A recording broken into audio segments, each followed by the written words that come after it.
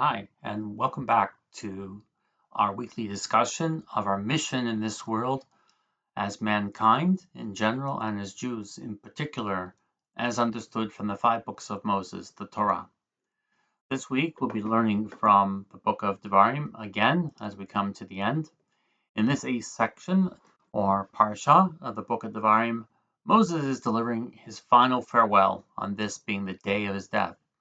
A main theme of the Parsha is the sealing of the covenant with the Jews, which represents the Jewish mission, and the struggle, which is to master our wills. So let's look at some of the sources. In the beginning of the Parsha, it states, Atem nitzavim, you are standing, nitzavim being the name of the Parsha, Hayom, this day, today.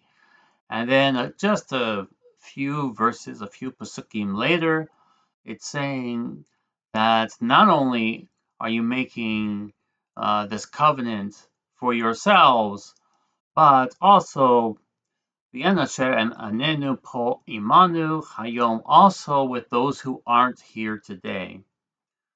So, of course, they're standing there today, that day. So why does the verse need to say today?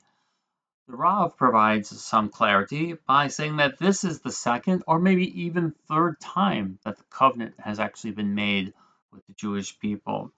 The first, as we all remember, was at Har Sinai, at Mount Sinai, where they accepted the covenant without even knowing the details. As remember, they said, "We will do and then we'll listen." Here, 40 years later, after wandering in the desert and having learned all of the details and implications and the laws and the statutes, they have another chance to accept. And as we learned last week, they're choosing. So, how many times are we going to renew this covenant? How many more times is this going to keep happening? So, then from verse 14, where it says, not only are we accepting it today, not only is Hashem, is God making this covenant today, but with the Jewish people who are there, but also with the Jews in the future as well. So it seems then that this is the last covenant that will be made. Okay, so that's it then, right? We're done. There's no more to do. Jews should simply go execute the mission. Well, maybe not. It seems not. As stated elsewhere, um, here in verse 1 of the 30th chapter, and it says, V'chaya ki va'u alecha ki chadavarim ha'elech ha'baracha v'cha'kalala. It will be when all these things that come upon you, the blessings and the curses, um, the yashafta, and you will return. So what it's saying here is the Jews are going to go off track. They're going to go off the derech, so to speak, a little bit, and they'll be banished from the land of Israel, as we've spoken about before, because the land of Israel, being the Holy Land, does not accept certain transgressions. But it says just one verse later, in the second verse, you will return. So one thing that we can perhaps learn from this is that it seems the crucible of Egyptian slavery, as bad as it was not enough. We would need further purification, further tsaras, further hardship, so to speak, the longest of which has been the last 2,000 years since the Holy Temple was destroyed and before we got the state of Israel back again. So, in what way are we returning? What way do we return when we've gone off the path? How do we return?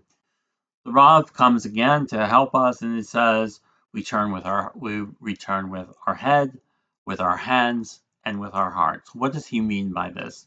What he means is we return with our head by studying the Torah, studying the original covenant, studying the commandments, and we learn from the logic of the Torah. With our hands, what does he mean by that? He means that with our hands, we're actually doing the things that we've been commanded to do and that we know will fulfill our mission.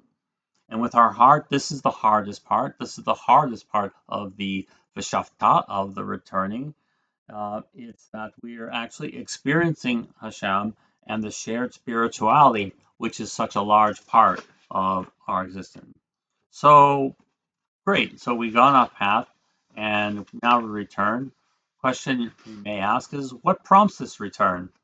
So it says later in the 11th verse, Ki mitzvah hazot asher anochi mitzvah hayom, on this that I command you today, lo b'shamayim. It's not in heaven. So this whole covenant, this whole mission, the implication for this is that the acceptance of the covenant by the generation here that's about to enter Canaan, it instills in them and all Jews for generations to come a certain spark, if you will, and it's not outside of them; it's inside of them, and so there are no giant revelations, no giant epiphanies. It's really just a simple rededication of oneself to the original mission that's already instilled. Okay, that seems simple. As one may ask, if this seed is implanted in us and we're going to return, do we really have free will if we really don't have a choice in the end? Which is an age-old question. And we can get some insight on this from the following verse, same chapter, just a few verses later. And it says, this day Ha'adoti v'chem chayom es kashamayim v'et haaretz. On this day I'm calling upon heaven and earth as a witness. This is Moses speaking. Uvecharta b'chayim, and you're going to choose life.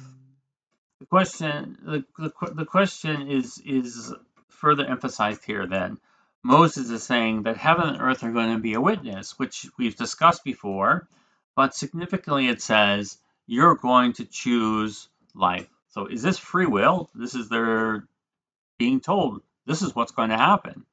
So the Rav again helps us quite a bit by explaining that there are two types of choices. There's a bechira and a ratzon. And bechira is more related to your lower will, where one makes utilitarian choices based on what one thinks is better for oneself.